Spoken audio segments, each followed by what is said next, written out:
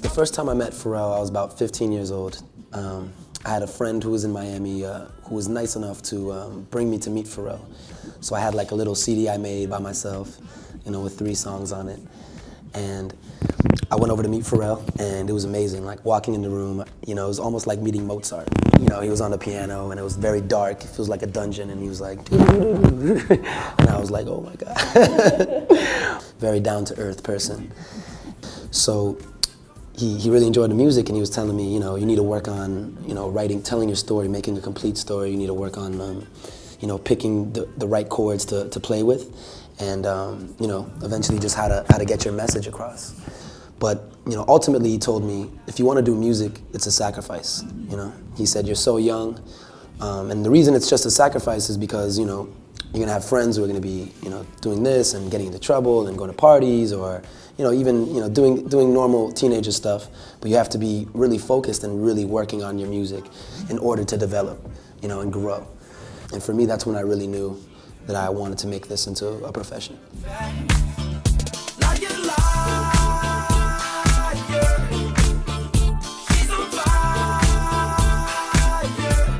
Where I belong, for me, it really just means, you know, showing everyone, showing the world where I belong, you know, exactly who I am and exactly what my music sounds like, and, you know, really let them into my world.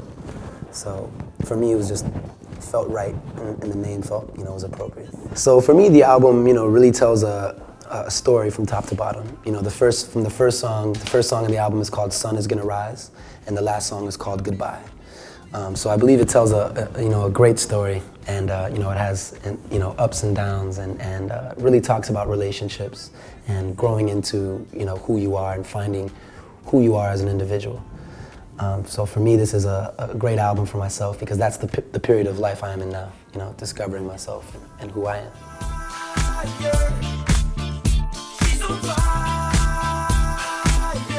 What I really enjoy doing for me is taking, you know, so many different sounds and mixing them together. Because for me, I come from an era where, you know, growing up I had iTunes and I had the internet. So for me, it was easy to access so many different sounds of music, and I did. I listened to everything from Rolling Stones to Marvin Gaye to Bob Dylan to Bob Marley, you know, even to hip hop. My brother was into hip hop and more of the R&B and rap world. So, and my dad was into disco, so he was like Bee Gees, Barry White, and, you know, Lou Rawls. So for me, I had a wide spectrum of music. And also Miami is the very same way. It's very diverse. It's full of, you know, people from all over the world.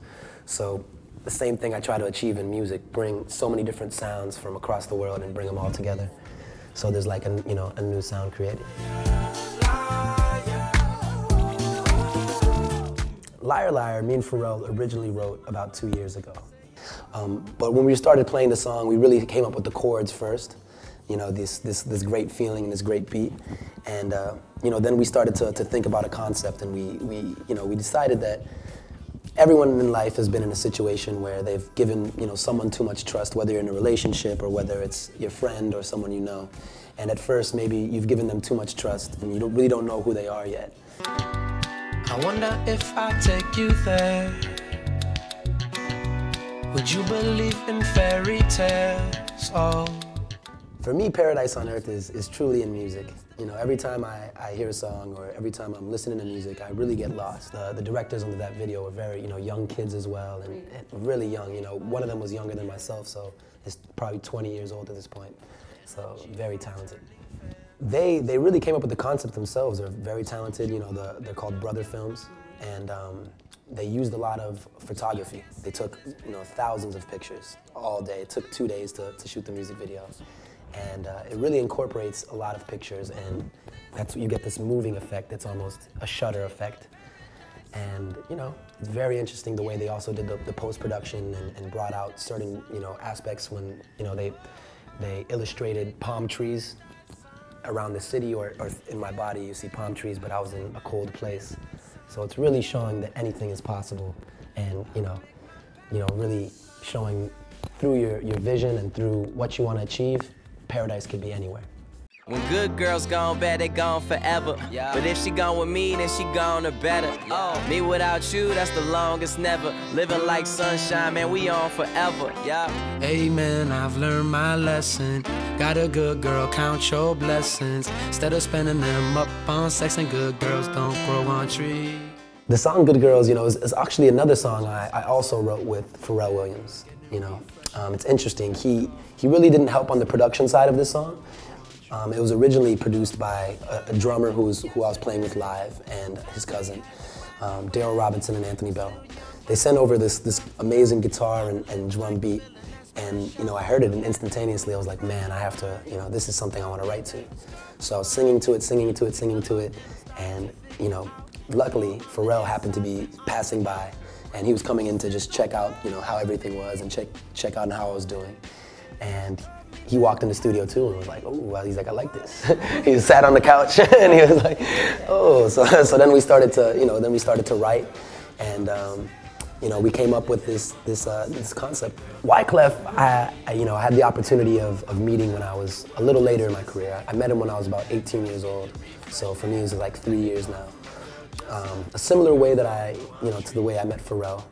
I had a friend a friend who knew a publicist to Wyclef in the music business, and this publicist actually was happening to go visit Wyclef at his house, and was nice enough to bring some of my music along.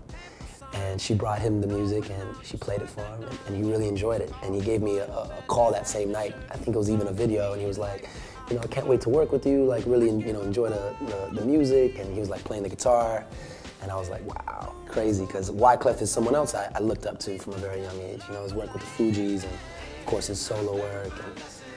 But long story short, I flew over to New York, went to go visit him in Jersey, and we just hit it off. We had a connection, you know, and we both had a similar taste in music and a similar love for reggae music, being that we both, you know, grew up in a similar region around the Caribbean.